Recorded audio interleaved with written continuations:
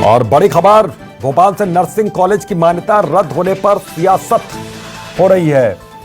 नेता प्रतिपक्ष गोविंद सिंह का बड़ा बयान इस पूरे मामले पर सामने आया। नर्सिंग कॉलेज की मान्यता रद्द होने पर सियासत हुई। विधानसभा में पुरजोर तरीके से नर्सिंग घोटाले का मुद्दा उठाएंगे। एमपी अवैध रूप से नर्सिंग कॉलेज चला रहा है। गोविंद सिंह कह रहे हैं कि अवैध रूप से यहां पर नर्सिंग कॉलेज चल रहे हैं। नर्सिंग घोटाले पर बेहद कड़ा रुख यहां पर गोविंद सिंह का नजर आया, कांग्रेस का नजर आया। नर्सिंग कॉलेज की मान्यता रद्द होने पर सियासत का दौर जारी है। कांग्रेस हमलावर है सरकार पर। नेता प्रतिपक्ष गोविंद सिंह का बड़ा बयान इस पूरे मसले पर सामने आया कि दोषियों पर आपराधिक प्रकरण दर्ज हो। गोविंद सिंह का यह साफ तौर पर कहना है, नर्सिंग कॉलेज की मान्यता रद्द होने पर सियासत, बीजेपी की सरकार आने पर एमपी घोटालों का राज्य बन गया है। गोविंद सिंह ये गंभीर आरोप यहां पर लगा रहे हैं। तो एक प्रिंसिपल 4 नर्सिंग कॉलेजों में नियुक्त किए गए हैं।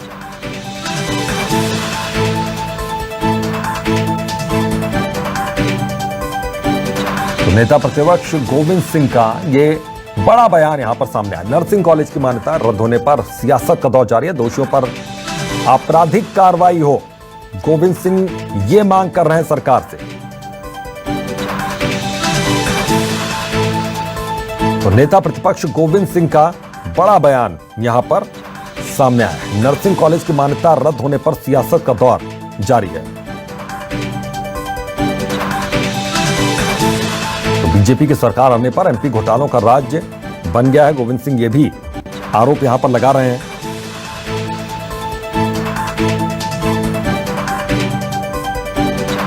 तो बड़ी खबर और अहम खबर, इसको लेकर अब सियासत गरमाई हुई है मध्य प्रदेश की नर्सिंग कॉलेजों के मसले पर।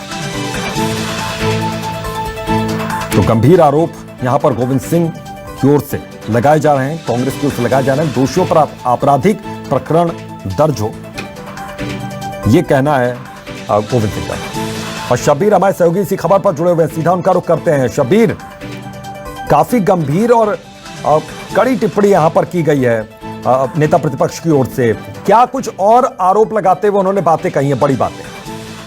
देखिए अभितोष, बात की जाए तो मध्य प्रदेश में हाईकोर्ट के निर्देश के बाद एक टीम गठित की गई थी और उस टीम ने जो जांच रिपोर्ट सौंपी गई थी, उसके बाद कई नर्सिंग कॉलेज की मान्यता रद्द कर दी गई थी। और इसी को लेकर गोविंद सिंह ने बाकायदा प्रेस कॉन्फ्रेंस करी नेता प्रतिपक्ष ने, और कई तरह के गंभीर आरोप लगाए हैं। और ऊपर से लेकर नीचे तक तमाम जितने भी पूरी सरकार के अधिकारी हैं और सरकार के में जो मंत्री हैं प्रमुख इस विभाग के, उनके ऊपर आरोप लगाए कि पूरी मिली भगत के कारण इस तरीके से बीच सेशन में ही मान्यता रद्द कर दी गई और उसके कारण बच्चों का भविष्य के साथ खिलवाड़ किया जा रहा है। इस मुद्दे को आने वाले जब सत्र होगा, मानसून सत्र होगा, उसमें भी कांग्रेस उठाएगी और जोर शोर से उठाएगी। और इसके साथ साथ गोविंद सिंह ने ये मांग करी है कि जो भी दोषी है उसके खिलाफ सख्त से सख्त कार्रवाई की जाए, क्योंकि नर्सिंग कॉलेज की 20 सेशन में मान्यता रद्द होने से कई बच्चों का, हजारों संख्या में बच्चों का जो भविष्य खतरे में आ गया है। क्योंकि जो मान्यता रद्द की गई है उसमें यह चीज दी गई है कि कई नियमों का पालन नहीं किया गया था जब मान्यता दी गई थी और उसी के कारण